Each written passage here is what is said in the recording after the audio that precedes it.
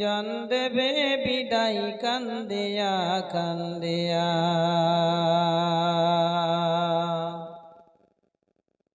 যেদিন যাবে গো মরিয়া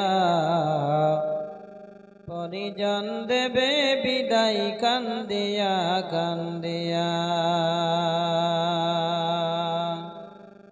সবাই কাঁদবে তখন তোমার বদন দেখার না গিয়া রে, অপরজন দেবে বিদায় কান্দিয়া কান্দিয়া রে, পরিজন দেবে বিদায় কান্দিয়া কান্দিয়া। যেদিন যাবে গো মরিয়া পরিজন দেবে বিদায় কান্দিয়া কান্দিয়া। সুরমা লাগাবে চোখে, কপর দিবে কানে নাকে, সারা দেহ নিথর রবে, আসবে না তোর কথা মুখে। ফের গোসল দিয়া নতুন কাপড় দেহে দে পাড়ায়া রে, পরিজন দেবে বিদায় কান্দিয়া কান্দিয়া রে, পরিজন দেবে বিদায় কান্দিয়া কান্দিয়া। যেদিন যাবে গো মরিয়া পরিজন দেবে বিদায় কান্দিয়া কান্দিয়া। প্রতিবেশী আত্মীয়রা সবাইকে দে দিশেহারা, কালকে তুমি জিন্দা ছিলে আজকে ঘরে বাসি মরা।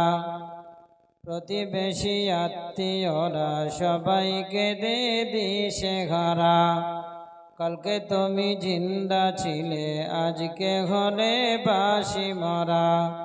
ফের গোসল দিয়া নতুন কাপড় দেখে দে পাড়ায়া রে, অপরজন দেবে বিদায় কান্দিয়া কান্দিয়া।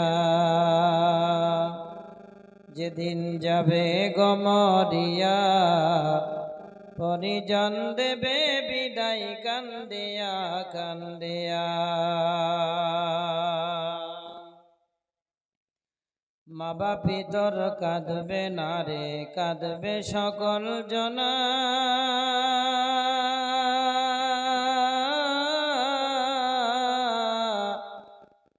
চোখের জলে সবাই তোমায় বিদায় জানাবা।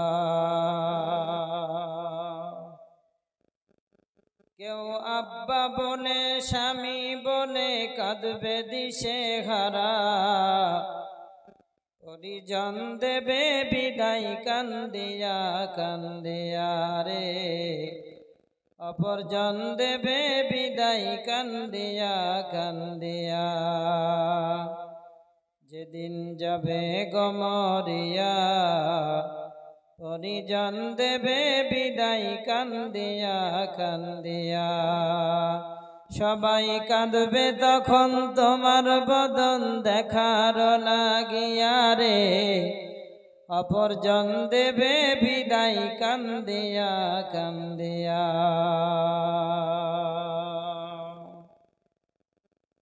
উপস্থিত আজকের সভার চলমান সভার যোগ্যতম অত্র এলাকার কৃতি সন্তান আপামর জনসাধারণেরই সকলেরই প্রিয় মানুষ জনাব আজকের সভার যোগ্যতম সভাপতি,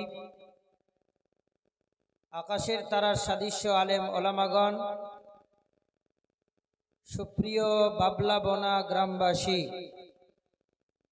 সামনের বসে থাকা দিনদার ইমানদার মুমিন ভাই সকল, পর্দা নাসিনা অবলা সরলা সুশিক্ষিতা সুভদ্রা সেনাশিসা বোন ও বনান্যেরা, প্রশংসা ইস্তাব স্তুতি ভালোবাসা সিপ্তসানা হামদাত সেই মহান আল্লাহ সুবহানাহু তাআলার জন্য, যে আল্লাহ সুবহানাহু তাআলা আবহাওয়ার যে প্রতিকূল ছিল, আবহাওয়ার যে টেন্ডেন্সি ছিল, সেই আবহাওয়াকে আমাদের জন্য পরিবর্তন করে দিয়েছেন মাদ্রাসার বদৌলতে, কোরআন এবং হাদিসের বদৌলতে।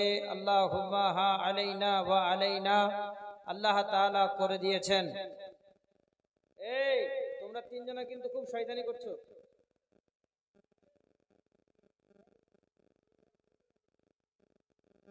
যে আল্লাহ সুবহানাহু ওয়া তাআলা বাবলা বোনার মাটিতে আমাকে বারবার আনার জন্য আমি বাবলা বোনার গ্রামের মানুষদেরকে সকলকেই ধন্যবাদ এবং থ্যাংক ইউ এবং জাযাকাল্লাহ সর্বাগ্রে সর্ব একদম উচ্চ স্বরে সকলকেই আমি ভালোবাসা দিলাম। সেই আল্লাহ তাআলার প্রশংসা যিনি আমাকে কলকাতা থেকে আপনাদের এখানে আসার সুযোগ করে দিয়েছেন। অনেক ক্লান্ত শ্লান্ত শরীর নিয়ে তথাপি আপনাদের কাছে এসেছি, আল্লাহর শুকরিয়া। সকলে বলতে পারবো আলহামদুলিল্লাহ। আল্লাহ আপনাকে এত পরিবর্তন করে দিল, বৃষ্টি থামিয়ে দিল, ঝড় থামিয়ে দিল, তারপরেও এই প্রশংসাটা করতে গিয়ে আপনার মনে বাঁধছে। সকলে বলুন না জোরে সরে আলহামদুলিল্লাহ। তিনার পরে পরে দুজাহানের নবী মামিন আল্লাহ তাজদার মাদানী নবী কুলের শিরোমণি খাতাবান নবিয়্যিন ইমামুল হারামাইন শরীফাইন নবী মক্কি নবী মাদানী নবী বাসির নবী তাসির নবী নাজির নবী আহমদ নবী মুহাম্মদুর রাসূলুল্লাহ সাল্লাল্লাহু আলাইহি ওয়াসাল্লামের উপরে অগণন ভাবে দরুদ এবং সালাম অযাচিত ভাবে বর্ষণ হোক, আল্লাহুম্মা আমিন। ভাই, মানুষ মরণশীল, মানুষ মারা যাবে, মানুষকে মরতে হবে, মানুষ কবরে যাবে, মানুষকে পৃথিবীর বুকে থাকা যাবে না, থাকেনি, থাকছে না, থাকবে না। মরণের পরে দুইটা রাস্তা হবে, মরণের পরে দুইটা জায়গা হবে, মরণের পরে দুইটা জিনিস কাজে লাগবে। এই 6টা বিষয় নিয়ে আজকে বক্তব্য রাখবো। এক, মরণের পরে দুইটা রাস্তা হবে। 2, মরণের পরে দুইটা জায়গা হবে। 3, মরণের পরে দুইটা জিনিস কাজে আসবে। এই 6টা নিয়ে আজকে আপনাদের সম্মুখে বক্তব্য রাখবো, যদি আমার মাবুদ আমাকে বলেন তো। প্রথমে শুরু করি, মরণের পরে দুইটা আপনার জন্য রাস্তা বরাদ্দ হয়ে যাবে। কোরআন বলে, আমি কি বলি? মহান আল্লাহ বলেন, ফারিকুম মিনাল জান্নাহ ওয়া ফারিকুম ফিস সাঈর। মরণের পরে দুইটা রাস্তা হবে, একটা জান্নাতের রাস্তা, একটা জাহান্নামের রাস্তা। তাহলে আপনি কোন রাস্তাতে যেতে চান?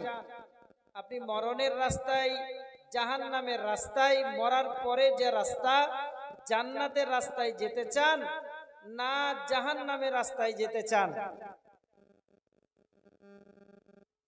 আপনার আমলই আপনাকে বাতলিয়ে দেবে, আপনার আমলই আপনাকে পৌঁছিয়ে দিবে যে আপনি কোন রাস্তার লোক। সামান্য ধরে নেন, রমজান মাস পার হয়ে গেলে আপনি মসজিদে আর ঢুকবেন না। রমজানের চাঁদ উঠে গেলে, ঈদের চাঁদ উঠে গেলে আপনি আর মসজিদে ঢুকবেন না। রমজান শেষ, আপনার তারাবি শেষ, রমজান শেষ, আপনার নামাজ শেষ, রমজান শেষ, আপনি আর মসজিদে যাবেন না। ইমাম আর মুয়াজ্জিন তোরা মিলেই চালা, আমরা সবাই পালা। জি, আমরা সিজনাল নামাজি হয়ে গেছি। হিন্দুদের সঙ্গে তুলনা করব না, ওনারা সিজনাল ইবাদত করে। কালী পূজার সময় যখন হয় তখন করে, দুর্গা পূজার সময় কালী পূজা করে, করে না। যেটা লোহা লাকড়ির পূজা, বিশ্বকর্মা পূজা, ওটা একটা টাইম থাকে। লক্ষ্মী পূজার একটা টাইম থাকে। কিন্তু মুসলমান ধর্মের ভিতরে, ইসলাম ধর্মের ভিতরে আপনার কোনো সিজনাল কিছু নেই। আপনাকে লাগাতার নামাজ পড়তে হবে। শুধু রমজান মাসে আপনি সিজনাল নামাজ পড়বেন আর অন্য মাসে পড়বেন না, আপনার রাস্তাটা জাহান্নামের দিকে যাবে, জান্নাতের দিকে যাবে না। একজন লোক উঠে দাঁড়িয়ে বলতে পারবেন যে আমি রমজান মাস এসেছিল, সারা রমজান মাস আমি রোজা করলাম, সারা রমজান মাস আমি তারাবি করলাম, সারা মাস আমি 5 ওয়াক্তের সালাত আদায় করলাম, তো আমি 60 কুইন্টাল নেকি পেয়েছি।